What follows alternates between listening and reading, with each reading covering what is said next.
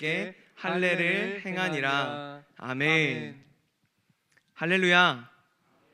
금요일 저녁 기도의 자리 가운데 나오신 성도님들을 주님의 이름으로 환영하고 축복합니다. 이 시간 옆에 분들을 바라보면서 이렇게 인사했으면 좋겠습니다. 잘 오셨습니다.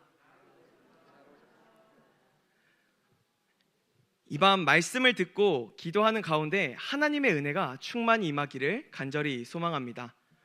벌써 2023년 1월이 다 지나가고 있습니다. 내일부터 맞이하는 설 명절이 지나면 아마도 1월은 거의 끝났다고, 거의 다 지났다고 볼 수 있을 것 같습니다. 성도님들께서는 올 한 해 어떤 목표, 또 어떤 소원, 어떤 기대를 가지고 계십니까? 아마 이 질문 앞에 굉장히 멋있고 또 훌륭한 목표와 기대들이 답변으로 나올 것이라고 생각합니다. 저 역시 2023년 한 해를 기대하면서 크고 작은 목표와 바람들을 가지고 있습니다. 그 중에 하나로는 작년 하반기에 뺀 살을 잘 유지하고 또 가능하다면 조금 더 빼는 것을 목표로 삼고 있습니다. 그렇다면 이번에는 조금 질문을 바꿔보겠습니다. 사랑하는 성도 여러분, 2023년을 어떻게 준비하고 계십니까? 또는 어떤 마음으로 준비하고 계십니까? 경험해 보지 못한 한 해를 맞이하기 위해 어떻게 준비하고 계십니까? 오늘 우리가 함께 볼 말씀인 제가 드린 질문의 준비와 관련된 말씀입니다. 여호수아를 비롯한 이스라엘 백성들이 가나안 정복 전쟁에 앞서 그 전쟁을 위해 하나님께서 준비시키시는 내용이죠. 이 하나님께서 이스라엘 백성들을 준비시키시는 모습을 통해서 동일하게 하나님의 백성으로서 우리가 2023년 한 해를, 그리고 우리가 앞으로 마주하게 될 모든 상황 가운데에서 늘 하나님의 말씀으로 우리가 준비되어지기를 간절히 소망합니다. 먼저 오늘 본문의 이해를 위해 본문 이전의 내용을 함께 살펴보고자 합니다. 이스라엘의 지도자였던 모세가 죽은 후 여호수아가 이스라엘의 새 지도자로 임명되었습니다. 여호수아는 하나님께서 약속하신 땅 가나안 땅으로 들어가고자 이전에 모세가 행했던 것과 같이 가나안 땅으로 정탐꾼을 보냅니다. 그리고 그 정탐꾼을 보낸 결과 여호수아는 이스라엘 백성들을 이끌고 가나안 땅으로 나아갈 것을 결정합니다. 하지만 그들의 앞을 가로막고 있는 것은 범람하고 있는 요단강이었습니다. 그러나 하나님께서 이스라엘 백성들과 함께 하심으로 제사장들이 언약궤를 메고 백성들보다 앞서 요단강을 건너므로 이스라엘 백성은 홍해와 같이 요단강에 흘러내리던 물이 그쳐 마른 땅을 건너는 놀라운 일을 경험하게 되죠. 그렇게 요단강을 건너온 여호수아는 하나님의 말씀대로 요단강을 건너게 하신 하나님을 기억하기 위해 요단강 가운데와 길갈이라는 지역에 각각 12개의 돌을 세웁니다. 그리고 등장하는 것이 오늘의 본문이죠. 요단강을 건너와 여호수아와 이스라엘 백성이 밟고 있는 땅은 가나안 세력들이 다스리는 땅이었습니다. 즉 언제 전쟁이 일어나도 이상하지 않은 적진에 들어와 있는 상황인 것이죠. 전쟁을 앞둔 긴장의 상황, 그 상황이 바로 본문의 상황입니다. 그런 이스라엘 백성에게 하나님께서는 말씀하십니다. 본문 2절 우리 함께 읽어볼까요? 시작. 그때 여호와께서 여호수아에게 이르시되 너는 부싯돌로 칼을 만들어 이스라엘 자손들에게 다시 할례를 행하라 하시매. 아멘. 하나님께서 이스라엘 백성들이 요단강을 건너게 하신 후 이제 그들에게 약속의 땅을 취할 수 있도록 가나안과 전쟁을 앞둔 상황에서 이렇게 말씀하시는 겁니다. 여호수아야, 너는 부싯돌로 칼을 만들어 이스라엘 자손들에게 다시 할례를 행하라. 사랑하는 성도 여러분, 어떻게 생각하십니까? 지금 이스라엘 백성들은 요단강을 건너온 상황입니다. 약속의 땅이지만 아직은 우리의 땅이 아닌 적진의 땅, 적진 한복판에서 너무나도 긴장되고 지금 당장 전쟁이 터져도 이상하지 않은 그런 상황에서 하나님께서 정말 뜬금없이 할례를 행하라고 말씀하십니다. 아니, 한 번이라도 더 칼을 휘두르고 한 번이라도 더 창을 찔러서 어떻게든 전쟁에서 승리하기 위한 훈련을 해도 부족할 판에 하나님께서는 지금 할례를 다시 행하라고 말씀하시는 것이죠.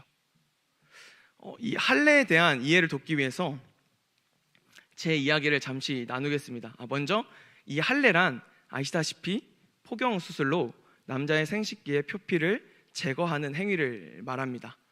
제가 초등학교 6학년 때 일입니다. 어느 날 어머니께서 갑자기 어디 외출을 하자고 하셨습니다. 어디를 가나 싶어서 집을 나와 이제 차를 타면서 어머니께 물었죠. 엄마, 우리 어디 가요? 그랬더니 이제 어머니가 돈가스를 먹으러 가자고 그러시는 거예요. 평소에 좀처럼 외식을 잘 안 하는 이제 저희 집안이었던 터라 돈가스를 먹으러 가자는 어머니의 말씀이 저는 너무 좋고 정말 너무 설렜습니다. 그래서 차를 타고 이동해서 어딘가에 이제 딱 도착을 했는데, 도착하고 딱 내렸는데 어라? 왜 돈가스 집은 안 보이고 웬 종합병원이 이렇게 눈앞에 있을까? 이러면서 혼자 속으로 혹시 어머니가 어디가 아프신가? 아니면 뭐 병원에 잠깐 들러야 되는 일이 있었나? 이렇게 생각을 하면서 어머니를 따라 병원으로 이제 들어갔습니다. 그 길로 차가운 수술대 위에 누워 인생의 쓰라린 아픔을 이제 경험하게 되었죠. 이때 제 기억으로는 이 포경 수술을 하고 약 2주 정도는 회복 기간을 거쳤던 것 같습니다. 걷기도 제대로 힘들고 눕는 것 외에는 어떤 자세를 취하는 것도 쉽지 않았던 그런 기억이 떠오르죠. 조금 부끄럽지만 이렇게 제 이야기를 나눈 이유는 본문의 이스라엘의 남성들이 제가 경험했던 그 상황을 지금 고스란히 겪게 되었다라는 것입니다. 우리가 생각할 때는 이 전쟁을 앞둔 상황에서 이게 맞나 싶은 생각이 드는 것이죠. 게다가 본문 2전인 1절에서는 이렇게 서술하고 있습니다. 우리 함께 읽어볼까요? 1절 말씀 시작. 요단 서쪽에 아모리 사람의 모든 왕들과 해변의 가나안 사람의 모든 왕들이 여호와께서 요단물을 이스라엘 자손들 앞에서 말리시고 우리를 건너게 하셨음을 듣고 마음이 녹았고 이스라엘 자손들 때문에 정신을 잃었더라. 아멘. 이스라엘 백성들이 이 요단강을 건넜다는 소식이 가나안 세력에 어떤 영향을 주었는지를 1절에서는 지금 서술하고 있습니다. 근데 이 1절의 내용이 보기를 이 가나안 세력들, 이 왕들의 마음이, 이 왕들의 상황이 이들의 마음을 녹았고 정신을 잃었더라라고 말합니다. 여기에 이 마음이 녹았고 라는 부분은 큰 공포에 휩싸였다는 의미로 쉽게 말해 오금이 저릴 정도로 두려움에 떨게 되었다라는 것이죠. 그리고 정신을 잃었다라는 이 말은 의지를 상실한 채로 현재 이들의 상태가 제정신이 아닌 도저히 전쟁을 치를 수 있는 상황이 아니라는 것을 성경이 지금 우리에게 말해주고 있습니다. 자, 그렇다면 지금 우리와 싸워야 될 이 대상들이 두려움에 떨고 있고 도저히 이 전쟁에 대한 의지를 상실하여 제정신이 아닌 전쟁을 할 수 있는 상황이 아니라면 어떻게 해야 되는 게 상식적으로 맞을까요? 제가 군 통솔자라면 지금 상황을 아주 중요한 골든타임으로 여기고 그냥 바로 진격해서 저 가나안 세력들을 무너뜨리려고 했을 것 같습니다. 저만 이렇게 생각할까요? 전쟁을 해야 하는 상황에서 적이 전쟁을 할 수 없는 상황인데 전쟁을 할 수 있도록 기다려주는 경우는 어디에도 없을 겁니다. 그런데 오늘 본문은 골든타임은 고사하고 도리어 적과 똑같이 전쟁을 할 수 없는 상황이 되어버린 것이죠. 본문을 마주하는 우리로서는 본문의 상황을 이해하기란 쉽지는 않은 것 같습니다. 비단 본문의 상황에서만 그런 게 아니죠. 우리의 지나온 경험들을 떠올려 보면 이와 비슷한 상황들도 많은 것 같습니다. 우리가 생각할 때는 이 방법, 이 길이 너무나도 당연하고 또 가장 베스트인 것 같은데 하나님은 왜 그렇게 인도하지 않으실까? 왜 하나님은 이 길을 놔두고 저 길로 또는 이런 상황들을 나에게 보여주시는 걸까 하는 생각들을 우리는 종종 하게 됩니다.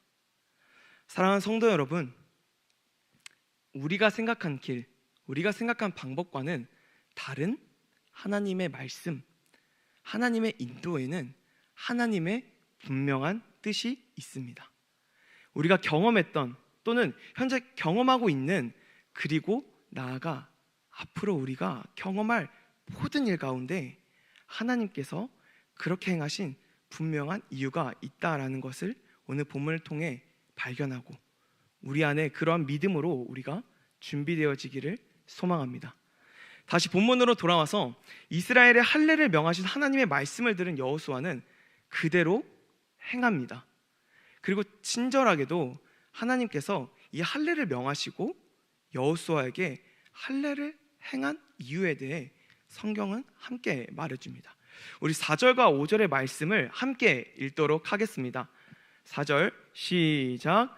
여호수아가 할례를 시행한 까닭은 이것이니 애굽에서 나온 모든 백성 중 남자 곧 모든 군사는 애굽에서 나온 후 광야길에서 죽었는데 그 나온 백성은 다 할례를 받았으나 다만 애굽에서 나온 후 광야 길에서 난 자는 할례를 받지 못하였음이라. 아멘. 하나님께서 이스라엘 백성들에게 할례를 받게 하신 이유는 그들이 할례를 받지 않았기 때문입니다. 현재 여호수아가 이끌고 있는 이스라엘 백성들은 출애굽을 경험하지 않은 세대로 출애굽 세대들의 다음 세대입니다. 출애굽 이후 세대인 것이죠. 그래서 우리가 읽은 구절에 이렇게 이들을 표현하고 있습니다. 애굽에서 나온 후 광야 길에서 난 자. 애굽에서 나온 후 광야 길에서 난 자. 당시 이스라엘의 생활 양식은 어느 한 지역에서 정착해서 생활하는 것이 아닌 광야에서 매일매일 자는 곳이 또 머무르는 곳이 달랐던 이동 생활을 했었습니다. 그래서 어느 한 곳에 머물러서 할례를 행할 수 없었던 것이었죠.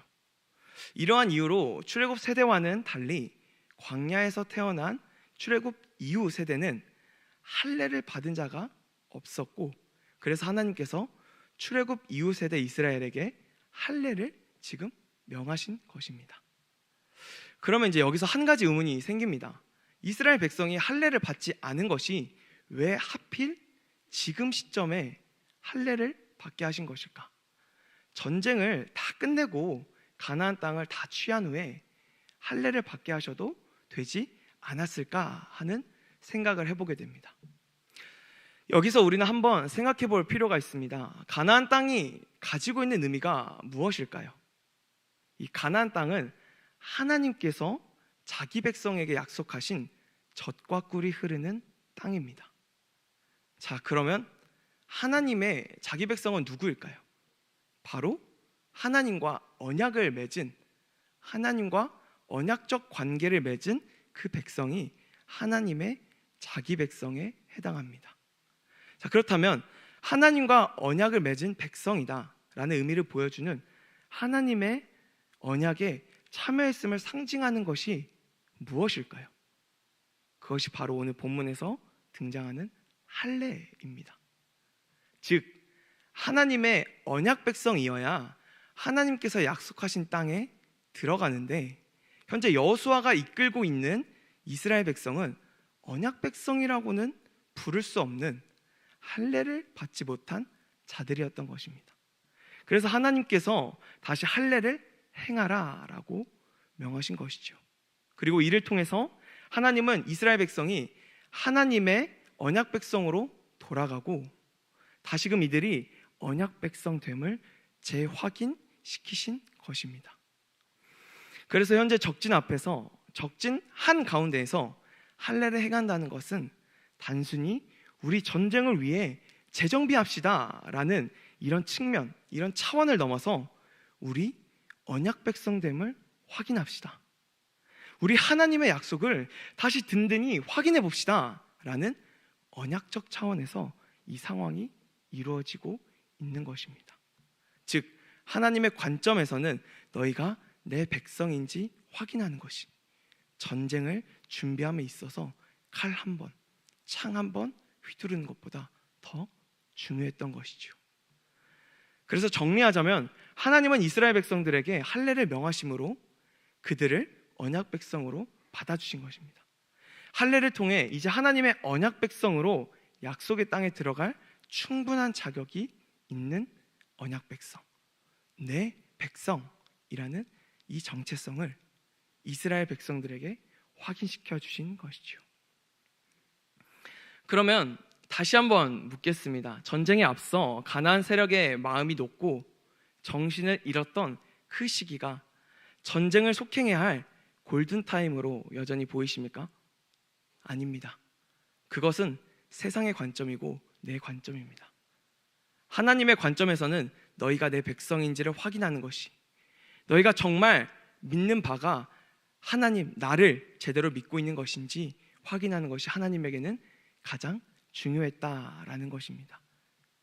한치 앞을 예측할 수 없는 전쟁, 그렇기에 긴장하고 두려울 수밖에 없었던 이 이스라엘 백성들을 할례를 통해 하나님께서는 언약 백성이라는 정체성을 확인시키시는 준비의 과정을 거치게 하셨습니다.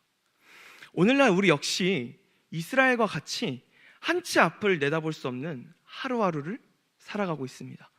새로운 소망과 행복을 기대하며 올 한 해를 바라보고 있지만 작년 한 해를 떠올려 보면 정말 쉽지 않은 한 해였기에 다가올 한 해도 우리는 어떤 일들이 우리 앞에 놓여 있는지 알 수가 없는 것이죠. 그렇게 우리 역시 이스라엘 백성과 같이 하나님께서 우리를 준비시킬 것이고 우리 스스로도 하나님의 언약 백성으로서 정체성과 우리의 믿는 바를 굳건히 세워야 하는 줄 믿습니다. 그렇게 하나님께서 우리를 언약 백성으로 준비시키시고 우리가 언약 백성으로 하나님의 백성으로 준비되어져 갈 때에 이스라엘 백성들이 인간의 상식을 벗어나 칼 한 번, 창 한 번 휘두르지 않고 여리고성이 무너지는 것을 바라보고 그렇게 약속의 땅, 가나안 땅을 성취하게 하시는 하나님의 놀라운 일들을 경험하셨던 것 같이 우리 역시 우리의 상식을 벗어난 놀라운 하나님의 신비와 역사로 우리 삶 가운데 놓인 전쟁들이, 우리 삶 가운데 놓인 문제들이 하나님께서 승리시키실 줄을 믿습니다. 이미 승리하신 예수 그리스도와 함께 우리 역시 세상을 살아가는 이 전쟁 속에서 하나님의 백성으로 담대하게 우리를 승리시키실 줄 믿습니다. 말씀을 마무리하며 한 가지 질문과 그 질문에 대한 답으로 설교를 마치도록 하겠습니다. 하나님께서는 할례를 통해 이스라엘 백성들에게 언약 백성됨의 정체성을 확인시키시고 그들이 믿는 바 하나님에 대한 믿음을 확인시키시고 굳건히 세우셨습니다. 그렇다면 오늘날 우리에게 할례는 무엇일까요? 오늘날 우리에게 할례는 하나님께서 우리에게 주신 유일한 계시, 하나님의 말씀, 바로 이 성경입니다. 이 성경이야말로 하나님의 백성된 우리의 정체성을 확인시켜주고 하나님을 향한 우리의 믿음을 확인하며 나아가 우리의 믿음을 굳건히 세워주는 유일한 길인 것입니다. 올 한 해 우리 교회 표어는 성경으로 돌아가자입니다. 사랑하는 성도 여러분, 우리가 성경으로 돌아가야 함이 바로 또 여기에 있는 것입니다. 다른 이유를 떠나서 우리가 하나님의 언약 백성의 정체성을 계속해서 상기시켜주고 하나님을 향한 우리의 믿음을 확인시켜주는 것이 바로 이 성경에, 하나님의 말씀에 있는 것입니다. 이를 기억하고 이 말씀을 읽고 또 보고 듣고 그 말씀대로 행함으로써 하나님의 백성답게 우리의 믿음을 더욱 굳건히 세워나가기를 간절히 소망합니다. 그렇게 우리 수원북부교회가 온 성도가 올 한 해 말씀을 통해 믿음으로 준비된 하나님의 백성이 되기를